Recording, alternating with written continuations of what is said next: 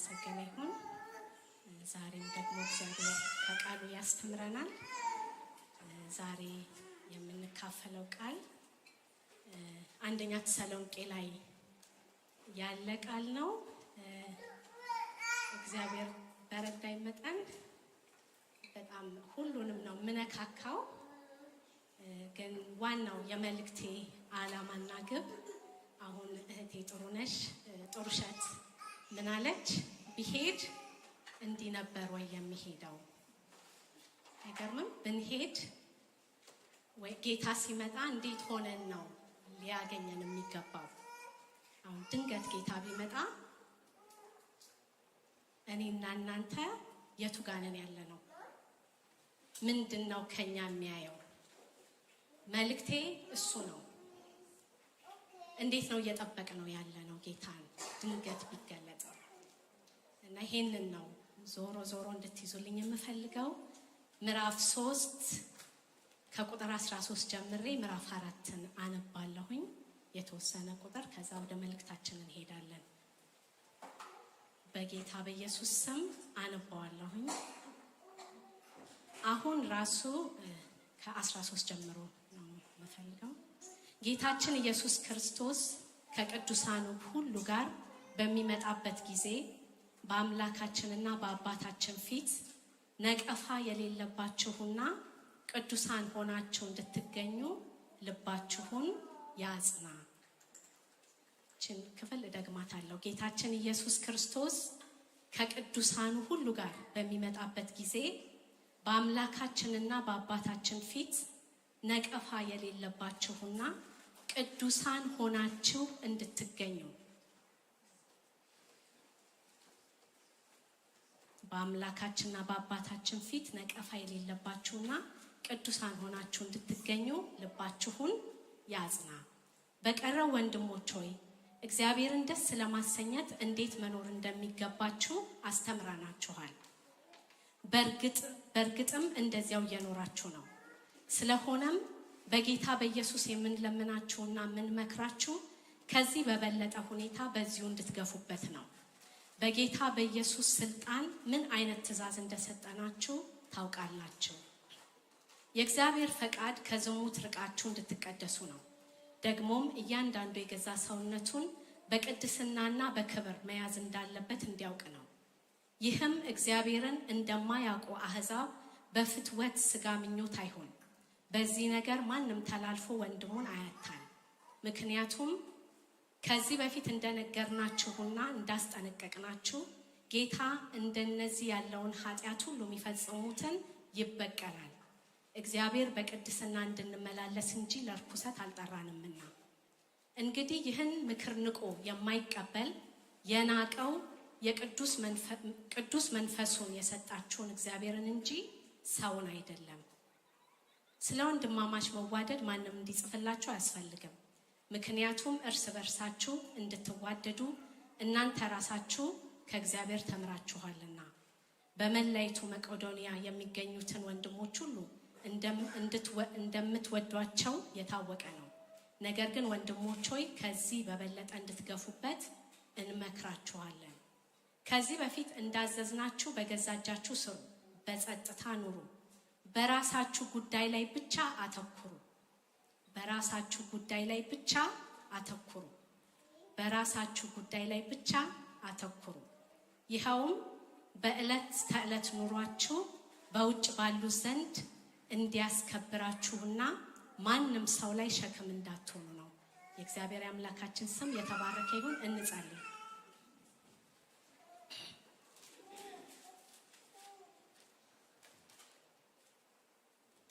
ተመስገን እግዚአብሔር የዘላለም አምላክ፣ ዛሬም እንደገና እድልን ስለሰጠህን በፊትም ሆን ስለሆነልን ጌታ እግዚአብሔር ሆይ እንድናመልክህ እግዚአብሔር የዘላለም አምላክ ስምህን እንድንጠራ ስለፈቀድክልን በጌታ በኢየሱስ ስም ክብር ሁሉ ለአንተ ይሁን። አንተን ሕያውና እውነተኛ የሆንከውን አምላክ እንድናውቅ መንፈስህ ጌታ እግዚአብሔር ሆይ ሙት መንፈሳችንን ስላነቃ ጌታ ሆይ አንተን ተስፋችንን የሆንከውን ኢየሱስን ጸንተንና ተግተን እንድንጠብቅህ ደግሞ እስከ ፍጻሜው ስለምታግዘን እናመሰግንሃለን። በናዝሬቱ ጌታ በኢየሱስ ክርስቶስ ስም የቃልን ፍቺ አንተ አብራለን። መንፈስ ቅዱስ አንተ አገልግለን። እኔን ባሪያህን እግዚአብሔር ሆይ ተጠቀምብኝ። ክብር ሁሉ ለአንተ ይሁን በጌታ በኢየሱስ ስም አሜን አሜን። እግዚአብሔር ይመስገን። እንግዲህ ተሰሎንቄ የአንደኛውን ተሰሎንቄ ነው የምናየው። ተሰሎንቄ የግሪክ ሰሜናዊ አውራጃ ዋና ከተማ ነበረች በወቅቱ።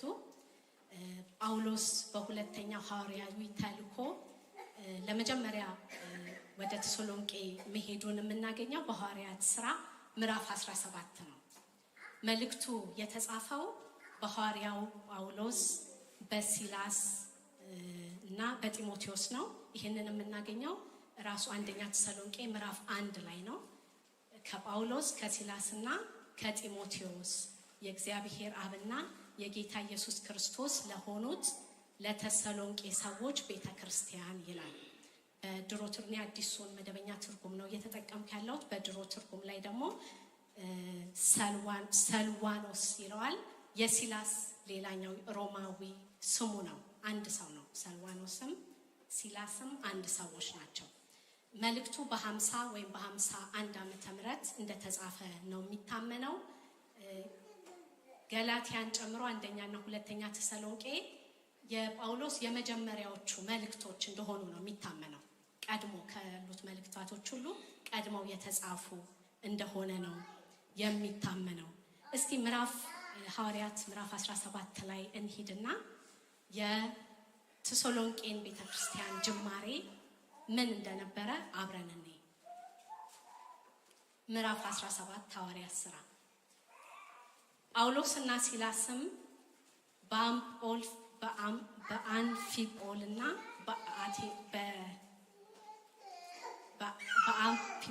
በአንቴን ሄዱ። ከዚያም የአይሁድ ምኩራብ ነበረ። ጳውሎስም እንደ ልማዱ ወደ ምኩራብ ገባ።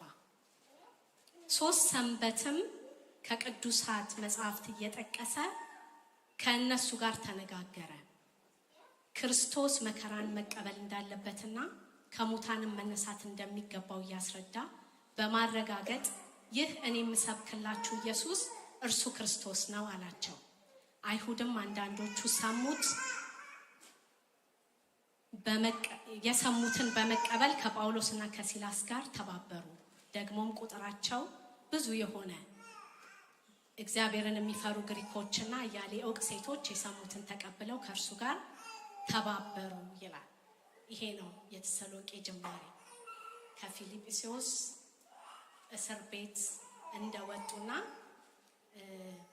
ወዲያውኑ ወደ ተሰሎንቄ ነበር የመጡት። ከዛ በተሰሎንቄ ይህን በመሰለ መንገድ ወንጌልን ሰበኩ። ኢየሱስ ክርስቶስ እሱ አምላክ መሆኑን፣ ከሞት የተነሳው ጌታ እሱ የህይወት መገኛ መሆኑን ነገሯቸው።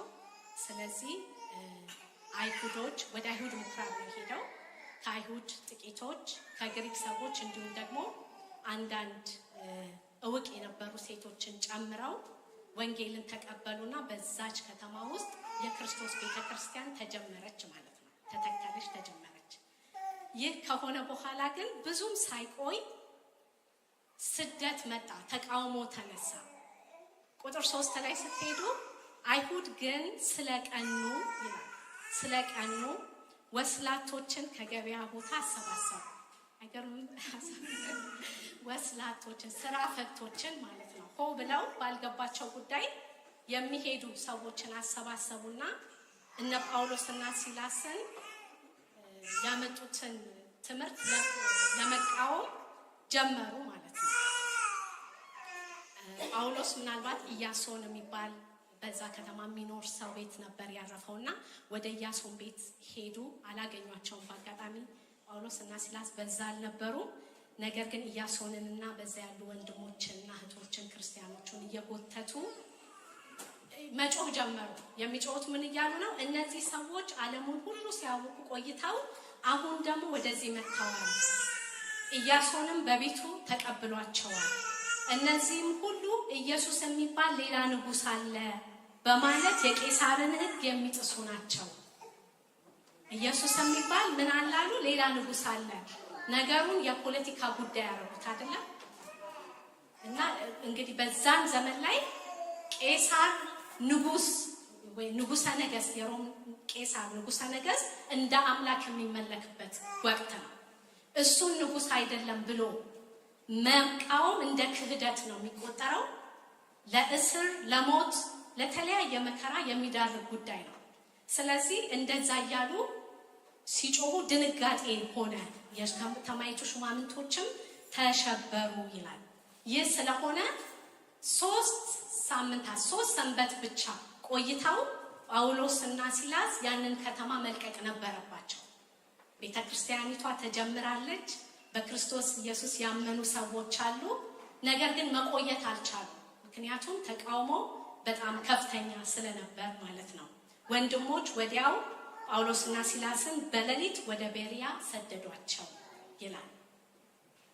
ወጡ ከከተማ። በጣም የሚገርማችሁ ግን እነዚህ አይሁዶች ከከተማ እንኳን ለቀው ከወጡ በኋላ እነ ጳውሎስና እነ ሲላስን በቤሪያ ወንጌል መሰበኩን ባወቁ ጊዜ ህዝቡን ለመቀስቀስና ለማነሳሳት ደግሞ ወደዚያ ሁሉ ሄደው ነበር። ቁጥር 13 ላይ ስታዩ እና ምን አይነት በቃ የክርስቶስን ወንጌል የሚቃወም ጠንካራ ልብ እንደነበራቸው በወቅቱ ታስተውላላችሁ። እና በዚህ መልክ ተጀመረች ማለት ነው። ዓላማው ምንድነው? የዚህ የአንደኛ ተሰሎንቄ የመጽሐፉ ዓላማ ምንድነው? እንግዲህ ቅድም እንደነገርኳችሁ 3 ሳምንት ብቻ ነው አብረው ለመቆየት እድል ያገኙት። በብዙ በመከራ ውስጥ ነው ይህ ወንጌልን የሰሙ ሰዎች ጅማሬያቸው የነበረው። ስለዚህ ጳውሎስ በጣም ይጨነቅ ነበር።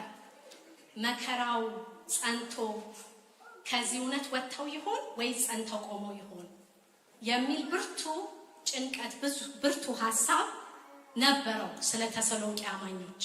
ምዕራፍ 3 ተሰሎንቄ ላይ ይህንን እናያለን። በተለይ ከመጀመሪያው ጀምራችሁ ስታነቡት እንዴት በቃ ጭንቀት ውስጥ እንደነበር ጳውሎስ ክፍሉን ስታነቡት ታገኛላችሁ። ስለዚህ ያ ስለሆነ ጳውሎስ ምንድነው ያደረገው? ጢሞቴዎስን ወደ ተሰሎንቄ እንዲሄድ አደረገ። ስላሉበት ሁኔታ እንዲያይ ጸንተዋል። ምን ይላል? ምዕራፍ 3 ቁጥር 5 ላይ ስለዚህ ምንም መታገስ ባልቻልኩ ጊዜ ስለ እምነታችሁ ለማወቅ ላኩ። ይህንንም ያደረኩት ምናልባት ፈታኙ ፈትኗችሁ ድካማችን ሁሉ ከንቱ ሆኗል ብዬ ስለፈራሁ ነው ይላል። ጸንተው ይሆን ወይስ ከመከራው የተነሳ ወደ ኋላ ተመልሰው ይሆን የሚለው ምላሽ ለማግኘት ነበረ። ደስ የሚል የምስራች ነው። ጢሞቴዎስ ወደ ጳውሎስ ይዞ ሄደው እንደፈራው ሳይሆን በመከራ ውስጥ ጠንካራ ሆነው ክርስቶስ ኢየሱስን በማመን ጸንተው ነበር ያገኛቸው።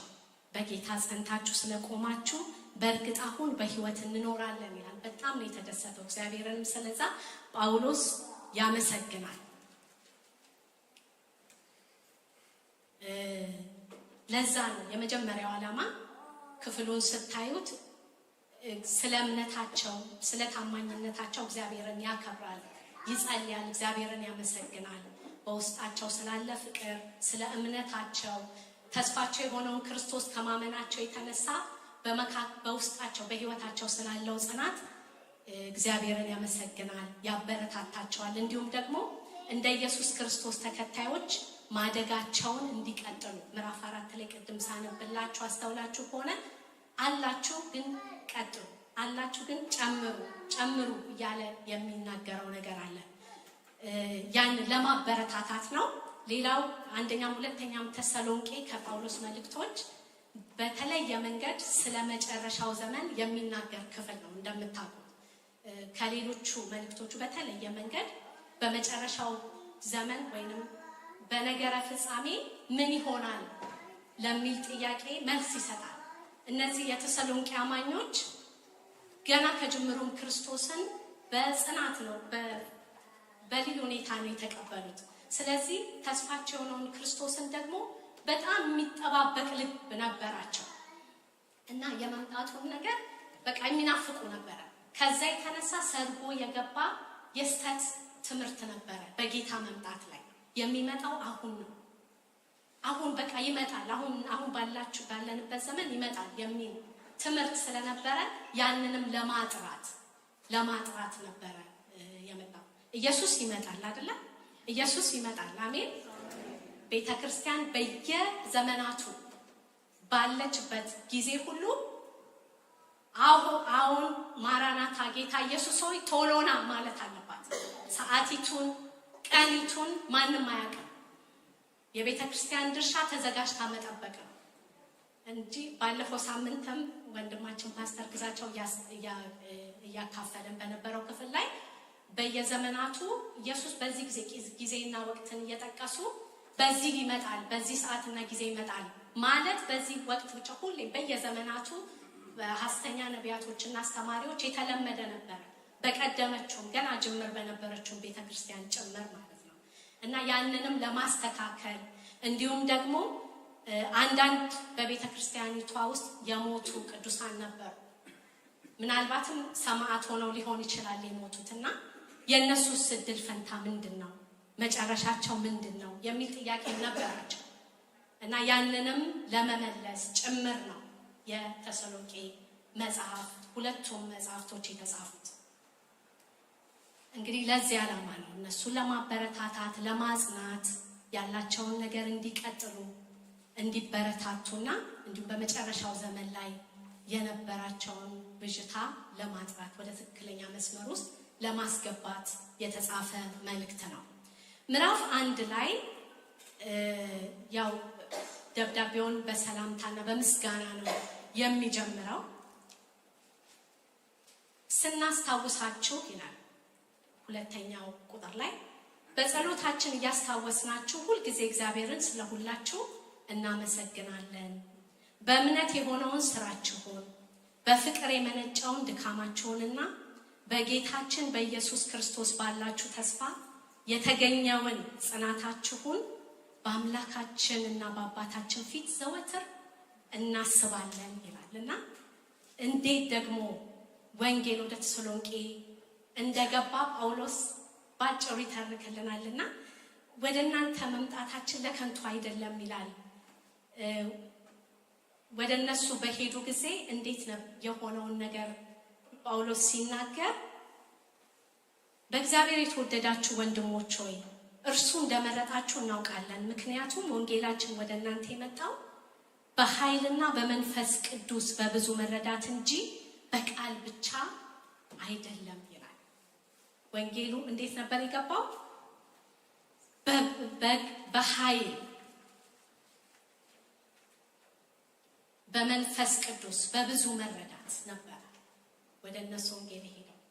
የእግዚአብሔር ቃል መንፈስ ያለበት ነው አይደለ? ሕያውና የሚሰራ ነው። አንዳንድ ጊዜ አንዳንድ ሰዎች በጣም በጣም እኔ ራሴ ልበልና ከኔ በተሻለ መተንተን የሚችሉ መጽሐፍ ቅዱስን አንደበተ ርቱዓኖች ተናጋሪዎች ሆነው የሚናገሩት ነገር በሰው ሕይወት ላይ ለውጥ ላያመጣ ይችላል ያለ መንፈስ ቅዱስ ከሆነ አይደለም። የራሱ የእግዚአብሔርን ቃል እየተናገሩ ያለ መንፈስ ቅዱስ ከሆነ ለውጥ ላያመጣ ይችላል። ጳውሎስ ግን በጣም እርግጠኛ ነበር።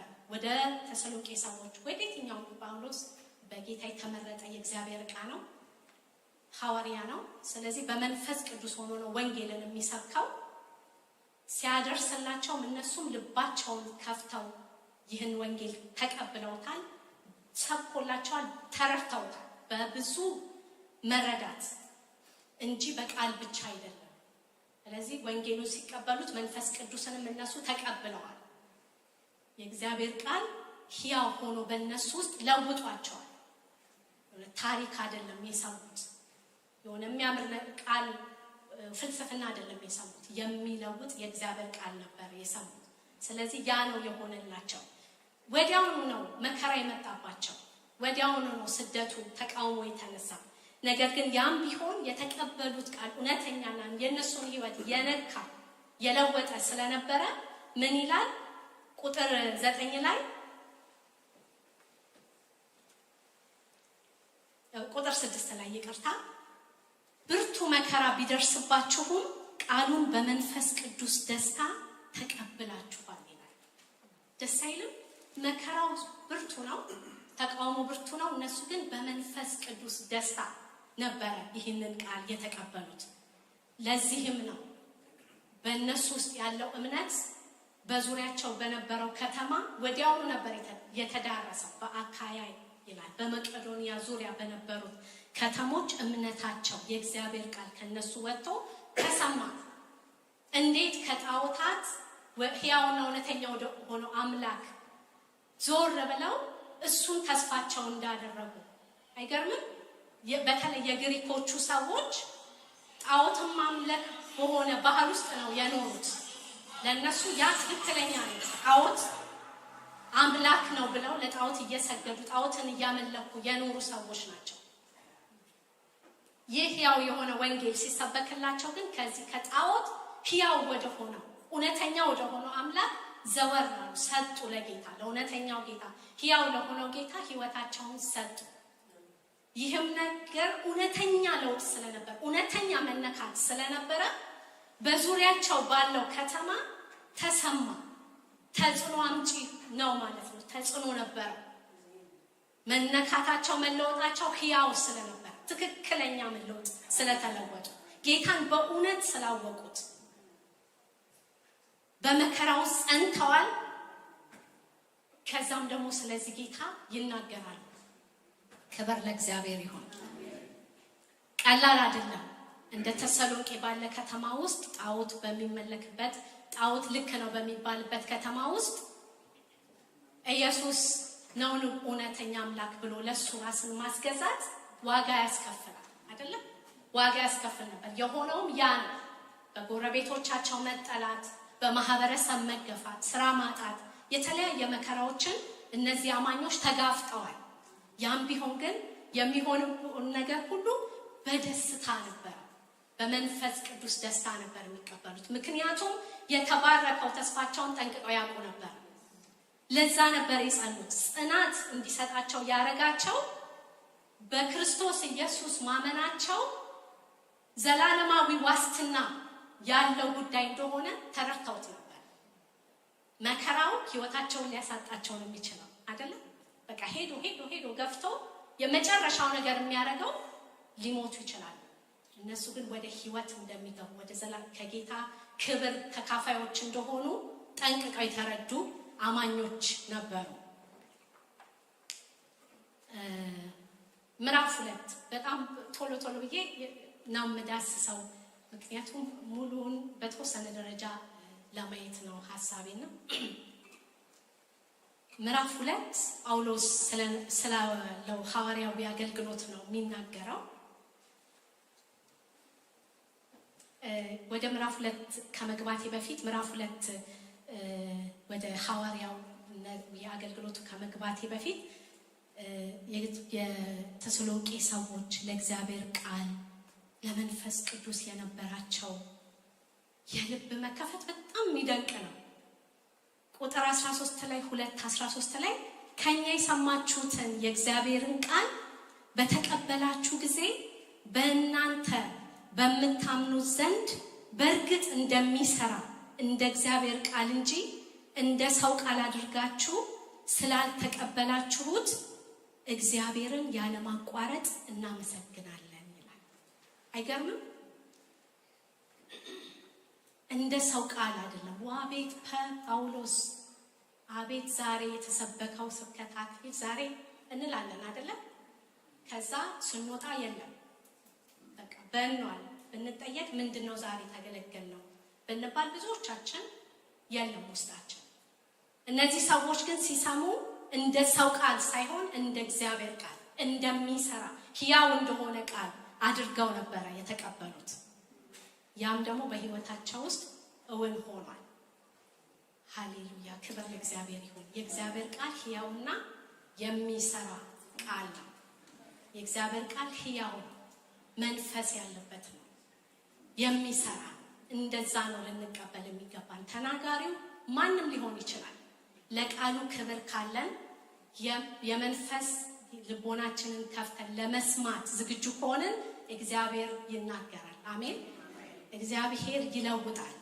እግዚአብሔር በእኛ ህይወት ይሰራል። ክብር ለእግዚአብሔር ይሁን እና እንደዚህ አይነት ክብር ነበራቸው ለእግዚአብሔር ቃል እንደሚሰራ ሕያው እንደሆነ እንደ እግዚአብሔር ቃል ነበር ሲሰሙ የሚሰሙት። ለዚህ ነው የ15 ቀን የ3 ሳምንት ቆይታ ይሄን ሁሉ በደረሰባቸው መከራ ጸንተው እንዲቆሙ ማድረጉ አይደለም። በጣም አጭር ጊዜ ነው። ምን አይነት አነካክ ቢነካቸው ነው? ምን አይነት አነካቃሉ ቢነካቸው ነው? መንፈሱ እንዴት ሆኖ ለአመታት ተሰብከን እንኳን እኮ እነሱ በ15 ቀን ውስጥ ተነክተው የሆነውን አንዳንዴ አሉ። እነሱ ግን ጸንተው ቆሙ በመከራ ውስጥ። ክብር ለእግዚአብሔር ይሁን እና 2 ላይ ስለ ሐዋርያዊ አገልግሎቱ ነው የሚናገረው። ሐዋርያት ምዕራፍ 16 ላይ የመጀመሪያው ሐዋርያዊ ጉዟቸውን ጳውሎስና ሲላስ ሲያረጉ በፊልጵስዩስ የገጠማቸውን ነገር እዚህ ጋር ያነሳል። እስር ነበረ፣ ድብደባ ነበረ፣ በወህኒ መጣል ነበረባቸው ሆኖባቸው ነበርና ከዛ እንደተፈቱ አልደከሙም ወይንም መከራው ዝም እንዲሉ አላረጋቸውም። ወዲያውኑ ወደ ተሰሎንቄ ሄደው የጌታ ኢየሱስ ክርስቶስን ወንጌል በብዙ ድፍረት ደግሞ መናገር ቀጠሉ። አይገርምም? አላስቆማቸውም የገጠማቸው ያ መከራ። እንደውም አቅም ጨመረላቸው፣ ድፍረት ሆናቸውና በቃ ድፍረት ነው የሆነልን ይላል።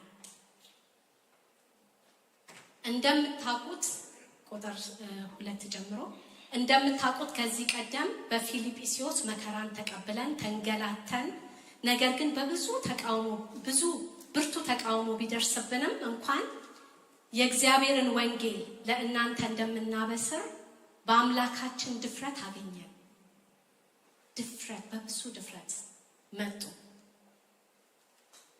ዝቅ ይልና ቁጥር 4 ላይ አንድ ላይ ላንበው ከምቆራርጠው የምናቀርበው ልመና ከስተት ወይም ከክፉ ዓላማ ወይም እናንተን ለማታለል ከመፈለግ የመነጨ አይደለም ይልና፣ ነገር ግን ወንጌልን በአደራ ለመቀበል እግዚአብሔር ብቁ አድርጎ እንደቆጠራቸው ሰዎች ሆነን እንናገራለን። ደስ አይልም? በጣም ደስ የሚል ነገር ነው።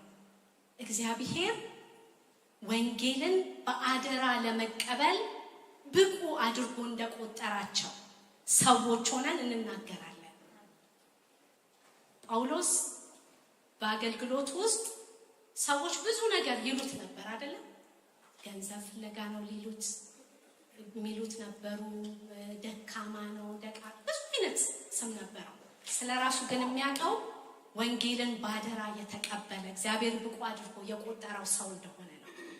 እግዚአብሔር የተመሰገነ ይሁን።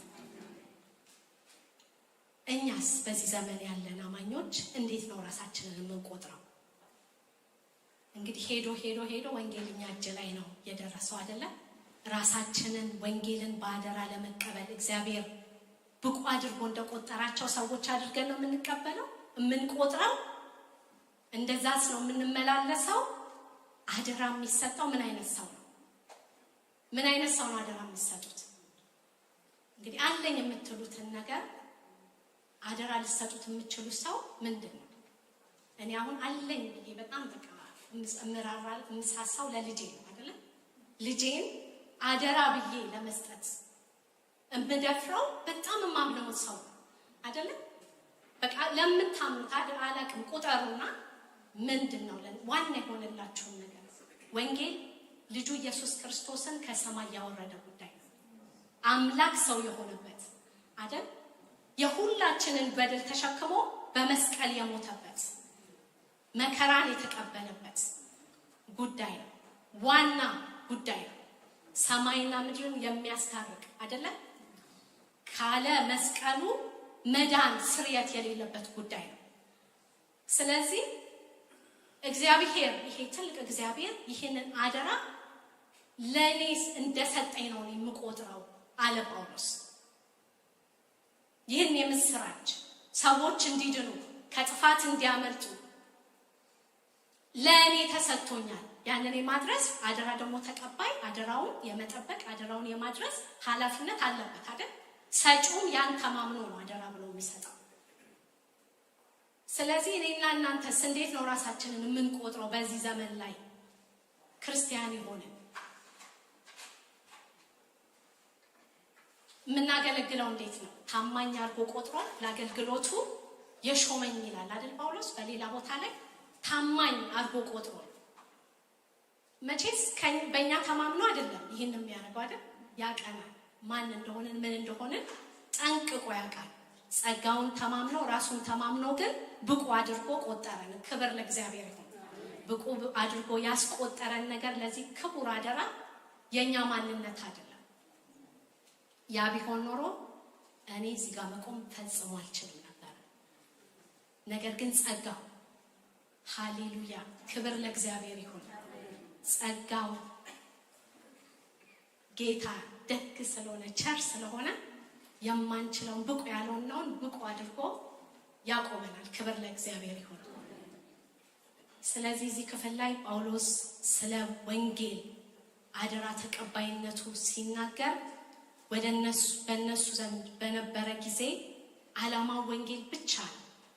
ያለ ስህተት ያለ ተንኮል ሌላ ዓላማ አልነበረም። ይሄ ንጹህ ወንጌል የሚያድነውን ወንጌል ዋጋ የተከፈለበትን ወንጌል ሰዎችን ከሞት ወደ ሕይወት የሚያመጣውን ወንጌል ብቻ ነበር ሲሰብክ የነበረው። ሰውን ሳይሆን እግዚአብሔርን ደስ ማሰኘት ነበር ዓላማ።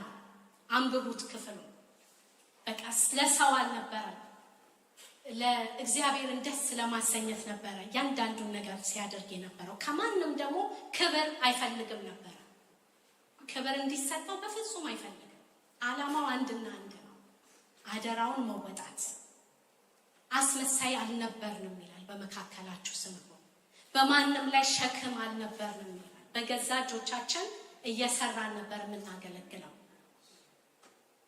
በዛን ወቅት በእጅ መስራት የቀን ስራ መስራት በጣም የተናቁ ሰዎች የሚሰሩት ስራ ነው። ያንን እየሰራን ነበረ ወንጌልን የምናገለግለው። ነቀፋ በሌለበት ምሳሌ በሚሆን ህይወት ነበር በመካከላቸው የሚመላለሰው። ለዚህ ነው ቁጥር 10 ላይ በእናንተ በምታምኑት መካከል ሳለን እንዴት በቅድስና በጽድቅ እንዲሁም ያለ ነቀፋ ሆነን እንደኖርን እናንተም እግዚአብሔርም ምስክሮች ናችሁ ይላል። ያለ ነቀፋ በጽድቅ በቅድስና ሆኖ ነበር ይህን የተሰጠውን አደራ ለመፈጸም ሲተጋ የነበረው። እግዚአብሔር ይርዳን። አሜን። እግዚአብሔር ይርዳን። እንድናውቅ ከእግዚአብሔር የተቀበልነው ክቡር አደራ እንዳለብን ራሳችንን እየቆጠረን መኖር እንድንችል እግዚአብሔር ይርዳን። ኢየሱስ ይመጣል ወገኖቼ፣ ይመጣል። ጌታ ኢየሱስ ይመጣል። መቼ አናውቅም። እንዲሆኜ ነበር የሚሄደው እንዳለች ወታችን ማለት እሷ ልትሄድ ነበር፣ ለአገልግሎት ነበር የምትሄደው አይደል? ዓላማዋ ማገልገል ነበር። ሌላስ እንዲሆኜ ያገኘኝ የምንልበት ነገር ይኖር ይሆን በህይወታችን? ለነገ የምንቀጥራቸው ለመቀደስ ነገር ይቅር ለማለት ነገር ለመለወጥ ነገር አይደል? ነገ የኛ ነው እንዴ ወገኖቼ? ነገ የማን ነው? የእግዚአብሔር ነው አይደለ? ኢየሱስ ይመጣል።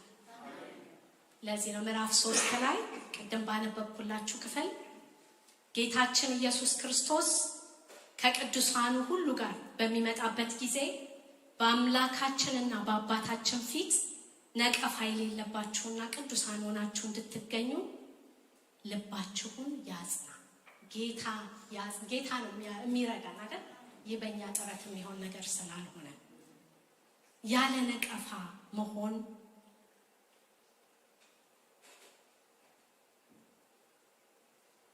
እግዚአብሔርን የሚያከብር እግዚአብሔርን ደስ የሚያሰኝ ህይወት መኖር ማለት ነው አይደል? ያንን አኗኗር ነው ኑሩ የሚላቸው የሚያበረታታቸው። ጸንታችኋል በመከራ ውስጥ ተስፋችሁ የሆነውን የኢየሱስ ክርስቶስን መገለጥ ግን ስትጠባበቁ በእያንዳንዱ ቀን ላይ ልትኖሩ የሚገባው ኑሮ አለ። ምክንያቱም ስራ ተትቶ ቁጭ ተብሎ አይደለም የሚጠበቀው። ኢየሱስ እየሰራን እያገለገልን ነው መጠበቅ ያለበት። ያንዳንዱ የህይወት እንቅስቃሴ እያደረገን ነው። ተግባራችንን ሳንለውጥ የሚለወጠው እግዚአብሔር የማይከብርበት ነቀፋ የሆነው ነገራችን ነው እንጂ እየኖርን ነው። የሰጠንን ህይወት እየኖርን በእያንዳንዱ ቀን ላይ ኢየሱስ ይመጣል እያለን ነው ልንኖር የሚገባል። በእያንዳንዱ ቀናችን ላይ እሱን የሚጠባበቅ ህይወት፣ ኢየሱስን የሚናፍቅ ህይወት እየኖርን ነው ኢየሱስን መጠበቅ ያለብን። ትልቁ ተስፋችን የጌታ ኢየሱስ ክርስቶስ መምጣት ነው አይደል? ሌላ ተስፋ አለን እንዴ? የለንም አይደለ? ይቺ ምድርማ ያላትን ሰታ በቃ ምንም እንዳይመስለን ሁሉ ትርጉም እስኪያጣብን ድረስ ደርሰናል አይደለ? ስንጓጓለት የነበረውን ነገር ሁሉ አየን፣ ምንም ትርጉም እንደሌለው። እኛ የተጠራነው ትልቅ ተስፋ፣ ትልቅ ዓላማ፣ የክብሩ ተካፋዮች ልንሆን ነው አይደል? የጌታ ኢየሱስ የክብሩ ተካፋዮች ከእግዚአብሔር ጋር ለዘላለም ልንኖር ለዘላለማዊ ህይወት ነው የተጠራነው። ስለዚህ እንዴት እንኖር? እዚህ ምዕራፍ 4 ላይ እግዚአብሔርን ደስ የሚያሰኝ አኗኗር ነው ርዕሱ ራሱ የአዲሱ መደበኛ ትርጉም። በቀረውስ ወንድሞች ሆይ እግዚአብሔርን ደስ ለማሰኘት እንዴት መኖር እንደሚገባችሁ አስተምረናችኋል። በእርግጥ እንደዚያው እየኖራችሁ ነው። ስለሆነም በጌታ በኢየሱስ የምንለምናችሁና የምንመክራችሁ ከዚህ በበለጠ ሁኔታ በዚሁ እንድትገፉበት ነው። በጌታ በኢየሱስ ስልጣን ምን አይነት ትእዛዝ እንደሰጠናችሁ ታውቃላችሁ። በጌታ በኢየሱስ ስልጣን ነው ያስተማሯቸው። ስለዚህ ሊኖሩ የሚገባቸውን አስተምሯቸዋል። በመከራ ውስጥ ስለ መጽናት፣ ስለ ፍቅር፣ ስለ እምነት እንደ አንድ ክርስቲያን ሊኖረው የሚገባውን ነገር አስተምሯቸዋል። ስለዚህ ምን ሁኑ ነው የሚለው? እናንተ እንደዚያው እየኖራችሁ ነው ይላል። ደስ ይላል አይደል? ተሰሎንቄ ሰዎች እነሱ እየኖሩ ነው። ጳውሎስ በቃ በዚህ ሰምቷል። ግን ደግሞ ምን አድርጉ ይላል? የምንለምናችሁና የምንመክራችሁ ከዚህ በበለጠ ሁኔታ በዚሁ እንድትገፉበት ነው። በተማርነው እውነት መኖር፣ እንደ ቃሉ መኖር፣ እንደ እግዚአብሔር ሐሳብ መኖር። እግዚአብሔር ያብዛልን። እየጨመርን እንጂ እየቀነስን የምንሄድ አያድርገን አይደል? በትጋት ስንሮጥ ቆይተን እንቆማለን የሆነ ቦታ ላይ፣ ከዛ ወደ ኋላ አይደል? ብዙ ጊዜ ህይወታችን እኔ ራሴን ስለማውቀው የሚጨምር እምነታችን የሚጨምር ፍቅራችን የሚጨምር ፍሬያችን የሚጨምር የሚበዛ እንጂ የሚቀንስ እንዳይሆን እግዚአብሔር ይርዳል። እግዚአብሔርን ደስ የሚያሰኘው ያ ስለሆነ፣ እግዚአብሔር የሚከብርበት ያ ስለሆነ መምጣቱን እያሰብን እለት ዕለት ስንኖር ለመኖር አቅም እናገኛለን። ይሄንን የእግዚአብሔር የሆነውን ፍቃድ፣ እግዚአብሔር ደስ የሚሰኝበትን፣ እግዚአብሔር የሚከብርበትን ነገር ለመኖር አቅም ይሆንልናል፣ ብርታት ይሰጠናል። ይመጣል ኢየሱስ ብለን ስናስብ። ስለዚህ ጳውሎስ በመጀመሪያ እሱን ይላቸዋል። በሁለተኛ ደረጃ ደግሞ በቅድስና መኖር ምዕራፍ 4 ከቁጥር 3 ጀምሮ እስከ 8 ድረስ ከዝሙት ርቃችሁ እንድትቀደሱ ነው የእግዚአብሔር ፈቃድ ይላል። በዛ ዘመን ግሪኮች ዝሙትን እንደ ቀላል ነገር ነበር የሚቆጥሩት። ምናልባትም ለአንዳንድ ጣዖታት አምልኮ ማድረግ ማካሄጃ መንገድ ነበረ በዛ ዘመን። እናንተ ግን እነዚህ አዳዲስ ክርስቲያኖች፣ እነዚህ አማኞች ግን ከዛ ሽሹ፣ የራሳችሁን ሰውነት በቅድስና ጠብቁ ይላቸዋል። መቀደስ፣ ለእግዚአብሔር መቀደስ፣ ከዝሙት እግዚአብሔር ከማይከብርበት ህይወት መውጣት አለባችሁ ይላቸዋል። ይህ እንግዲህ እግዚአብሔርን የሚያከብር አኗኗር ስለሆነ ማለት ነው። ብዙ አልናገርም በዚህ ጉዳይ ላይ፣ ግን እግዚአብሔር ለቅድስና ነው የጠራን። እያንዳንዱ የምናደርገውን ነገር እግዚአብሔር ይከብርበታል ወይ ደስ ይሰኝበታል ወይ ብለን እየፈተንን ነው ማድረግ የሚገባን እንደ ክርስቲያን። ስጋችን የመንፈስ ቅዱስ ቤተ መቅደስ ወይስ ስጋችሁ ከእግዚአብሔር የተቀበላችሁት የእግዚአብሔር መንፈስ ማደሪያ እንደሆነ አታውቁምን ይላል አይደል? በዋጋ ተገዝታችኋልና የራሳችሁ አይደላችሁም። ስለዚህ በስጋችሁ ምን አድርጉ ይላል? እግዚአብሔርን አክብሩ። በስጋችን በዚህ በሚታየው ስጋችን እግዚአብሔርን የምናከብር ነው መሆን ያለበት እንጂ ለሌላ እግዚአብሔርን ለማያስከብር ነገር መጠቀማችን ምንድነው ይላል? የእግዚአብሔርን መንፈስ መናቅ ነው ብሎ የሚያስቀምጠው እዚህ ጋር። እግዚአብሔር ለቅድስና በቅድስና እንድንመላለስ እንጂ ለርኩሰት አልጠራንምና እንግዲህ ይህን ምክር ንቆ የማይቀበል የናቀው ቅዱስ መንፈሱን የሰጣችሁን እግዚአብሔርን እንጂ ሰውን አይደለም ይላል። ስለዚህ ራሳችንን ከዝሙት ከርኩሰት እግዚአብሔርን ከማያስከብር ከተለያየ ልክ ካልሆነ ነገር መጠበቅና በቅድስና ሕይወት መመላለስ ኢየሱስን እየጠበቅን እያለ ልንኖረው የሚገባ ኑሮ ነው ማለት ነው። ኢየሱስ ይመጣል። ስለዚህ በቅድስና ነው ልንኖር የሚገባ። እየኖርን በቅድስና ነው ሊያገኘን የሚገባው። ኢየሱስ ተቀድሰን ነው ሊያገኘን የሚገባው።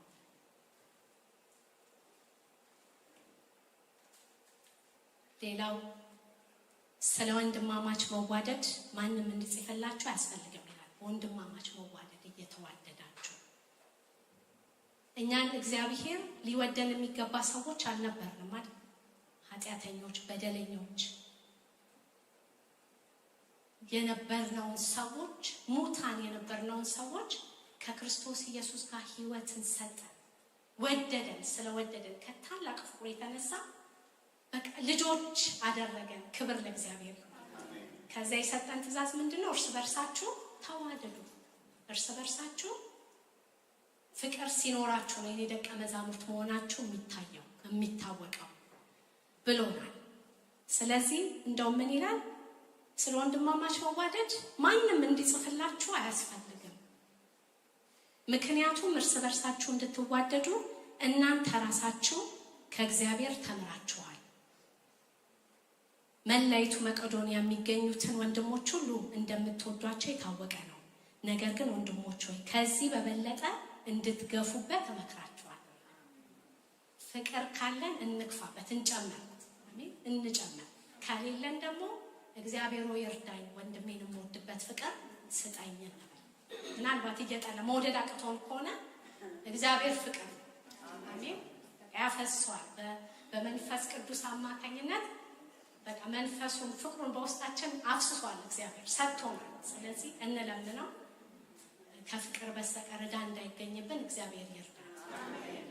እንዲህ ነው እግዚአብሔርን መጠበቅ ያለብን። ኢየሱስ ይመጣል። እየተዋደድን ነው መጠበቅ ያለብን።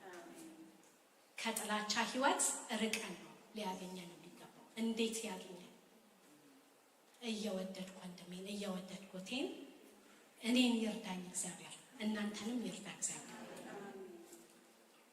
ሌላው ምን ይላል? ቁጥር 11 ጀምሮ ከዚህ በፊት እንዳዘዝናችሁ በገዛ እጃችሁ ስሩ፣ በጸጥታ ኑሩ፣ በራሳችሁ ጉዳይ ላይ ብቻ አተኮሩ ይላል።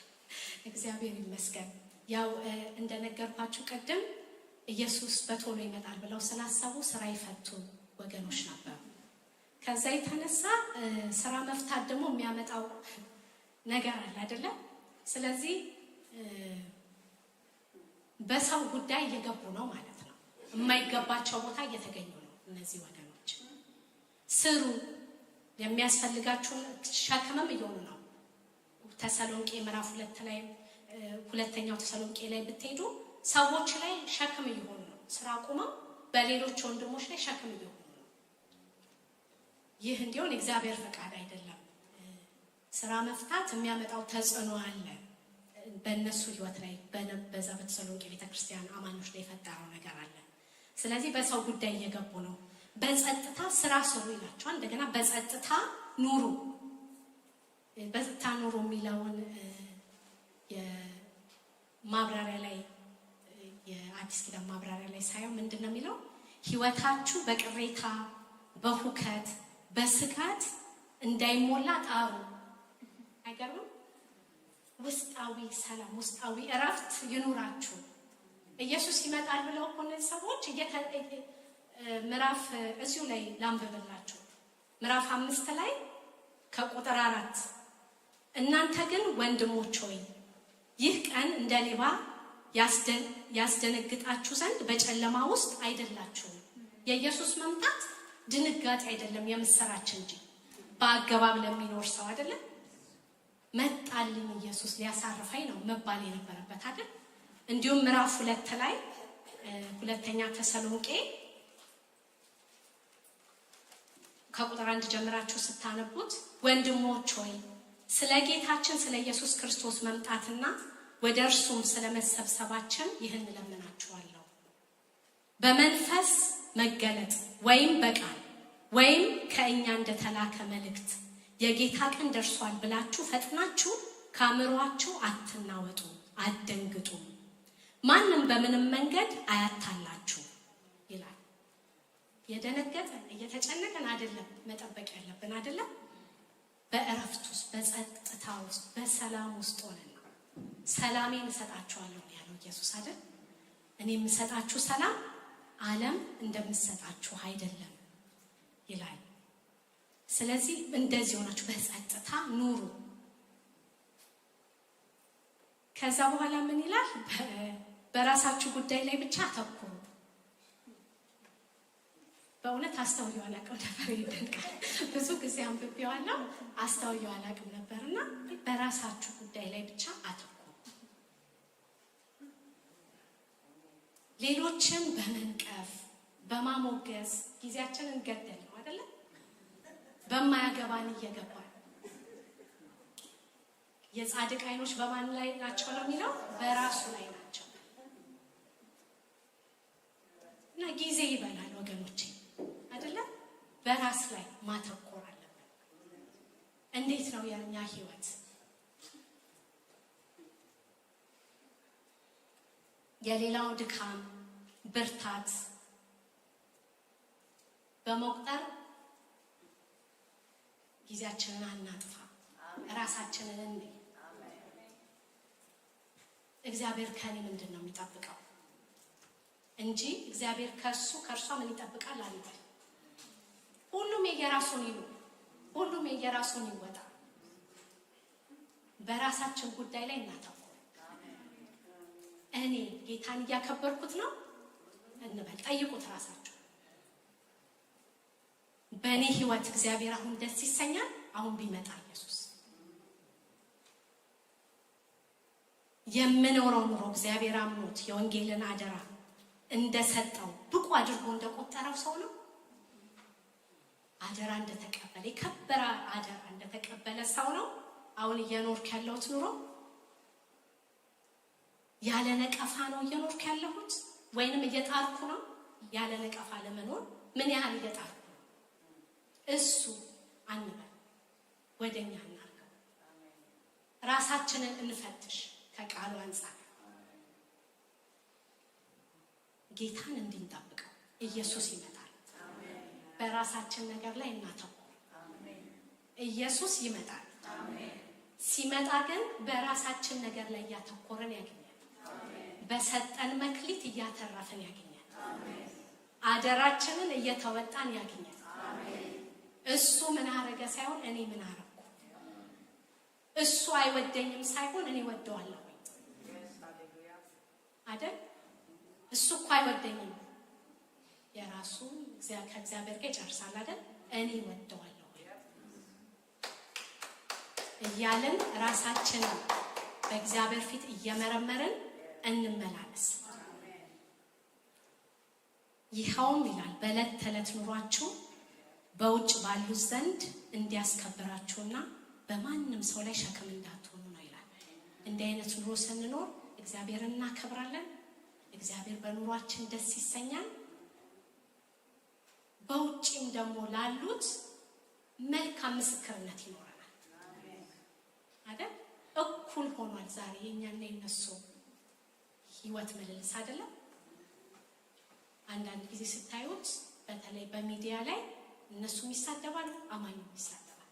ወንጌልን እንኳን የምንገልጥበት መንገድ ፍቅር ያለበት መንገድ አይደለም፣ ጨዋ አይደለም እና ለሌላው ከኢየሱስ ርቆ ላልዳነው ምንድነው ሰው የሚያየው?